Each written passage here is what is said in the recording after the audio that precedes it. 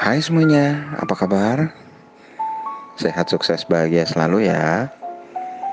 Jangan lupa subscribe, like, nyalakan lonceng notifikasi, dan juga share ke teman, sahabat, keluarga, kerabat, atau pasangan Anda, dan juga ke platform-platform media sosial Anda, Facebook, Instagram, maupun ke grup-grup WhatsApp yang Anda miliki, supaya kami dapat menyebarkan lebih banyak informasi, insight, dan juga edukasi di bidang investasi, finansial, mindset, maupun pasar modal. Yuk kita mulai. Hampir 90% karyawan di Indonesia ternyata tidak menyiapkan pensiunnya dengan baik. Kebanyakan dari mereka bukan cuma tidak menyiapkan dana pensiun, tapi juga belum mempersiapkan mental untuk menyambut masa pensiun kelak. Kebanyakan karyawan di Indonesia mulai memikirkan bagaimana cara menyiapkan pensiun saat usianya sudah memasuki 50-an. Terus gimana caranya merencanakan dana hari tua sedini mungkin? Pengertian dari masa pensiun itu sendiri adalah saat seseorang tidak mendapatkan gaji atau upah secara penuh karena memasuki masa pensiun. Masa pensiun yang normalnya adalah ketika seseorang berusia 55 hingga 60 tahun.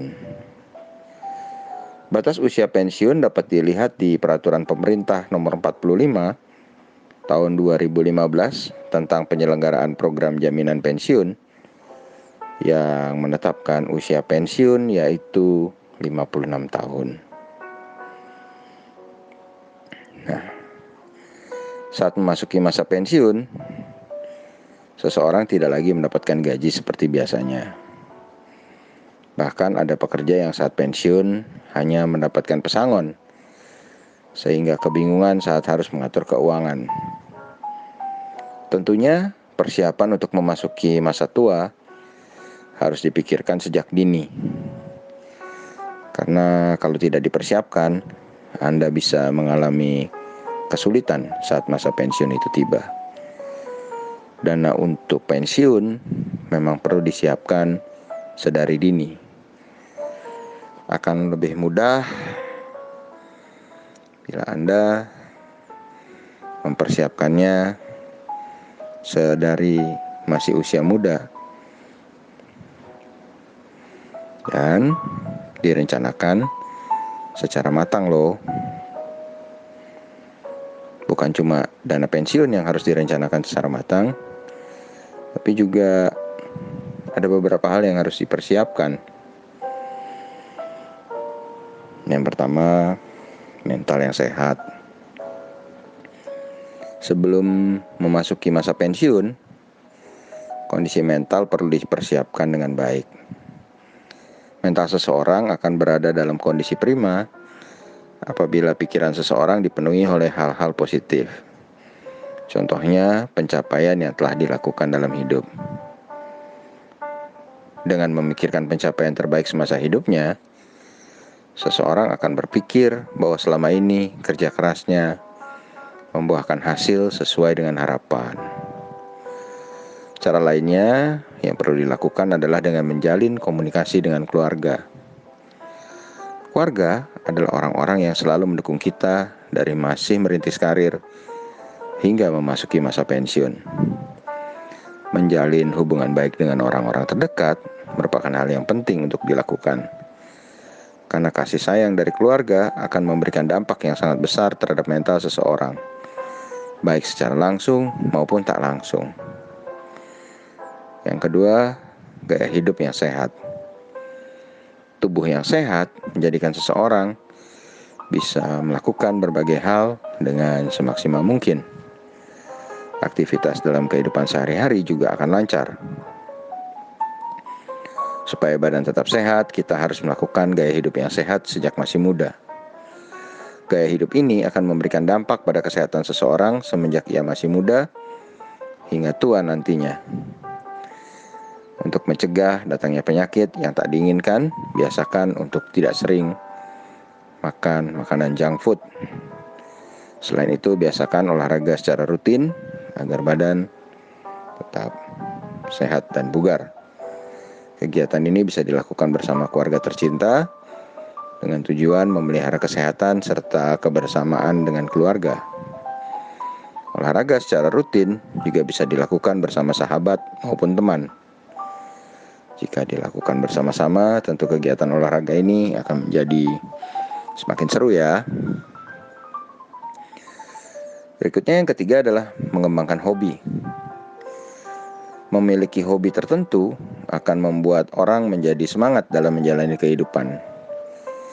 Di tengah-tengah kesibukan dalam menjalankan rutinitas, seseorang perlu melakukan kegiatan lain yang memberikan efek bahagia, yaitu dengan mengembangkan hobi. Memelihara hobi dengan melakukannya di tengah kesibukan sehari-hari akan meningkatkan kualitas pekerjaan karena otak dan fisik menjadi fresh kembali setelah melakukan sesuatu yang digemari. Orang yang telah memasuki masa pensiun sebaiknya menjalani hobi agar terhindar dari rasa bosan dan tetap produktif. Yang keempat, perencanaan anggaran keuangan. Sebelum memasuki masa pensiun, sebaiknya seseorang memperhitungkan anggaran keuangan untuk kehidupannya sehari-hari.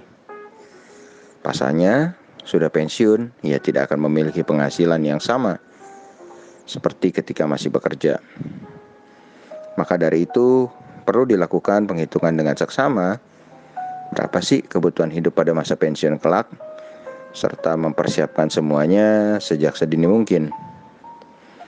Untuk mempersiapkan keuangan di masa pensiun, Anda bisa melakukan investasi sesuai dengan kemampuan Anda.